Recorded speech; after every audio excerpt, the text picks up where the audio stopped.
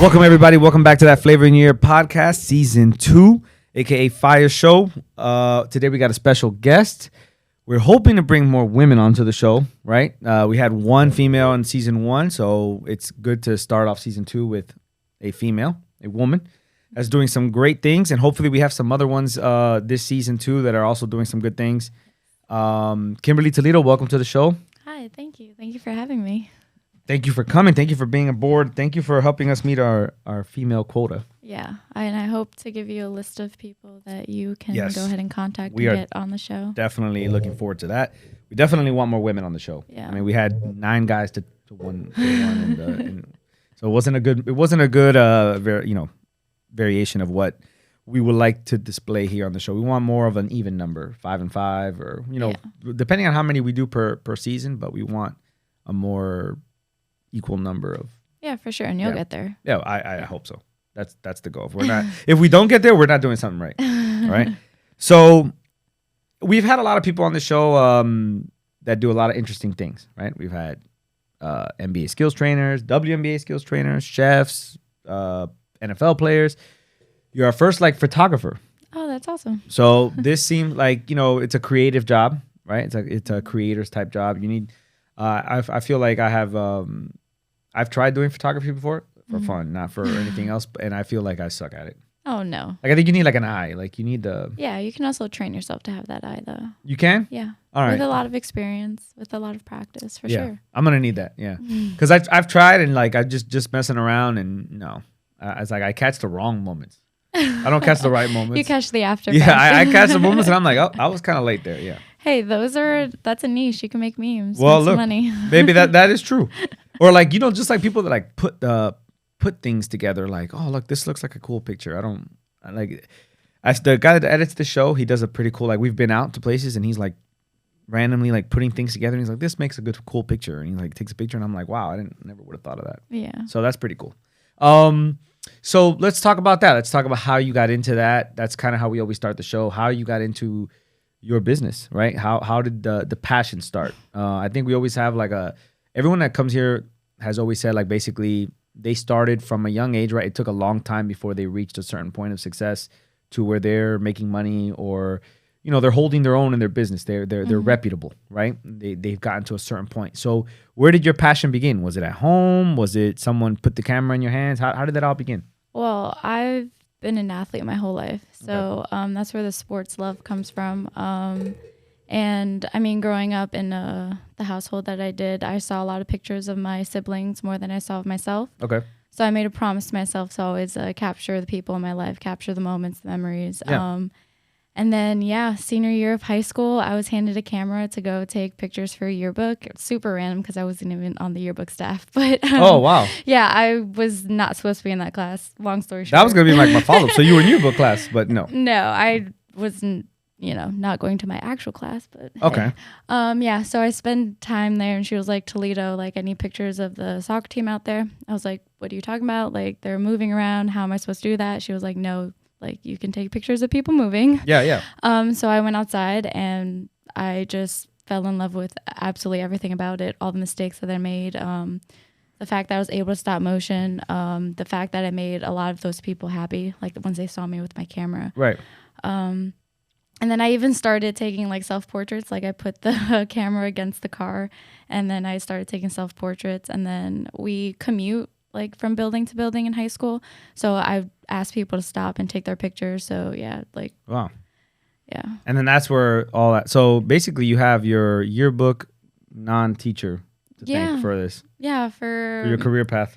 For making me realize that I was able to tie 2 things that I thought that I was going to lose going to college. Yeah. I decided to marry those things and that's where I'm at. And that's what I do. So how was it explaining to your parents, I'm going to school for photography? Well, I'm very blessed to have a very open-minded mom, especially Haitian household. You are... Doctor.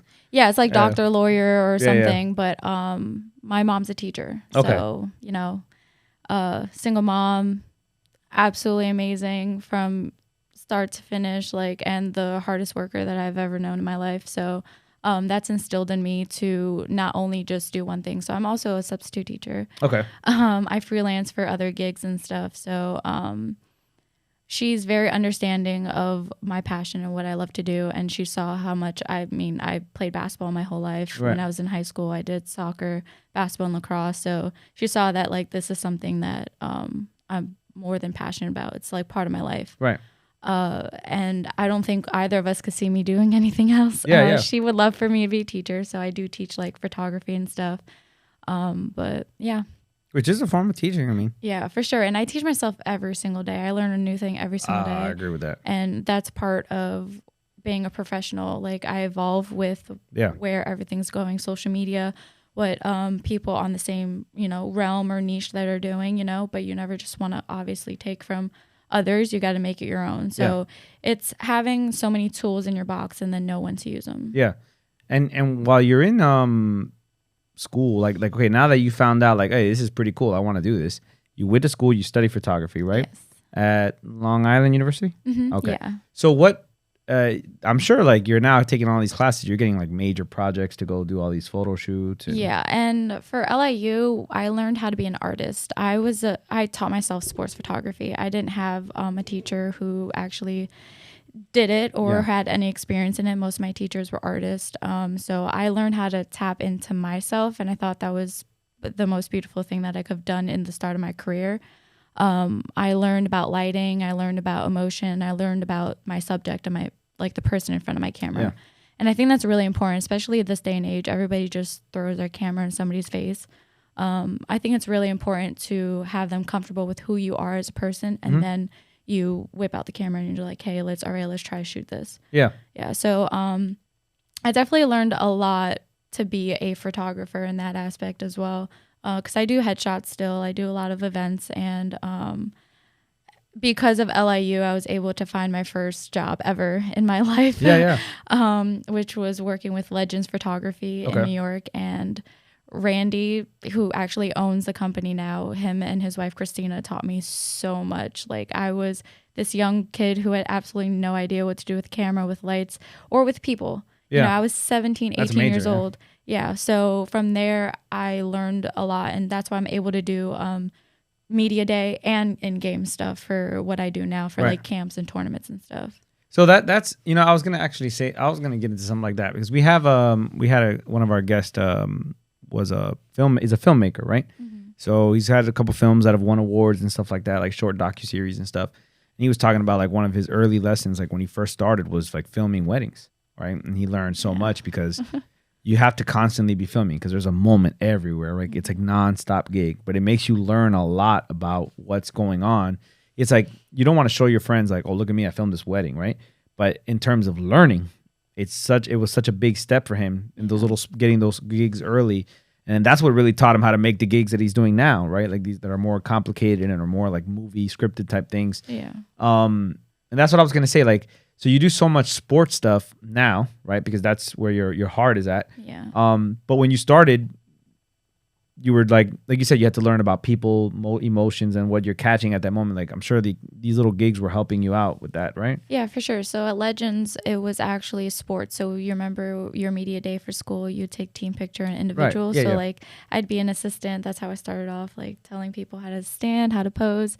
And then I was actually bumped up pretty quickly, they would say, to a camera one. So then I started photographing. And then from then on, I was starting to realize that I wanted more action and stuff. So while I was working with them, I was doing my own like freelance stuff and trying to figure out where I fit in.